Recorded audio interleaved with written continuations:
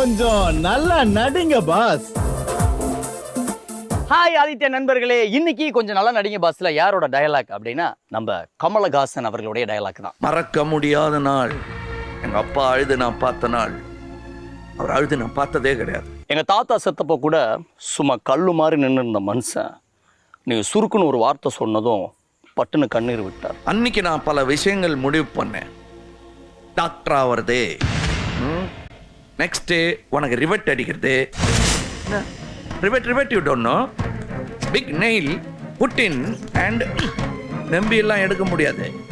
அதுக்கு நெக்ஸ்ட் உன் பொண்ணு பாப்பு கட்டுறது.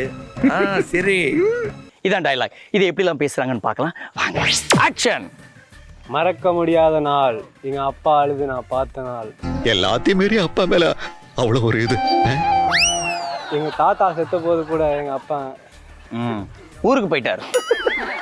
அதுக்கப்புறம் தான் ஊர்ல போய் கூட்டிட்டு வந்தோம். மறக்க முடியாத நாள் எங்கள் அப்பா அழுது நான் பார்த்த நாள். எங்கள் தாத்தா இறந்தப்போ கூட எங்கள் அப்பா கல் மாதிரி இருந்தார். ஆனால் நீ ஒரு வார்த்தை சுருக்குன்னு சொன்னோன்னே எங்கள் அப்பா உடனே கண்ணீர் விட்டார். அப்படி சொல்லி அன்னைக்கு முடிவு பண்ணேன், முதல்ல டாக்டர் ஆகுறது, அடுத்தது உனக்கு ரிவிட் அடிக்கிறது, அவன் மனசுல என்ன நினைச்சானோ அப்புறம் பாப்பாவை கட்டுறது. பாப்பு கட்டுறதுக்காக இவ்வளவு நேரம் வெயிட் பண்ணிட்டு இருந்திருக்கான். எங்கள் தாத்தா செத்தப்போ கூட கல் போல நின்ன மனுஷன் நீ சொன்ன அந்த ஒரு வார்த்தையால இவனை விட்டா ஒரே நேரத்துல 3 பேரை கல்யாணம் பண்ணுவான். கொல்லாத பையன். மறக்க முடியாத நாள் எங்கள் அப்பா அழுது பார்த்த நாள். எங்கள் தாத்தா செத்தப்போ கூட கல் மாதிரி நின்ன மனுஷன் நீ சொன்ன சுருக்குன்னு ஒரு வார்த்தையில் கண்ணீர் விட்டார். அன்னைக்கு நான் முடிவு பண்ணேன், டாக்டர் ஆகுறதே, உனக்கு ரிப்பீட் அடிக்கிறதே. மறக்க முடியாத நாள் எங்கள் அப்பா அழுது நான் அன்னைக்கு தான் பார்த்தேன்.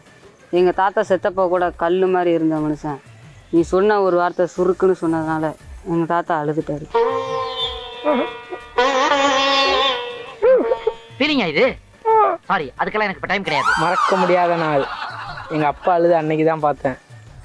அது ஏன்டா சிரிச்சுட்டே சொல்ற? தாத்தா செத்தப்போ கூட அழுவாத மனுஷன் நீ சொன்ன அந்த சுருக்குன்னு அந்த ஒரு வார்த்தையால் அழுதுட்டாரு. கவலைப்படாதே, அனைவரும் கருட புராணத்தின்படி தண்டிக்கப்படுவார்கள். தாத்தா செத்தப்போ கூட சும்மா கல் மாதிரி இருந்த மனுஷன் நீ ஒரு வார்த்தை சொன்னோன்னே கண்ணில் தண்ணி விட்டார்.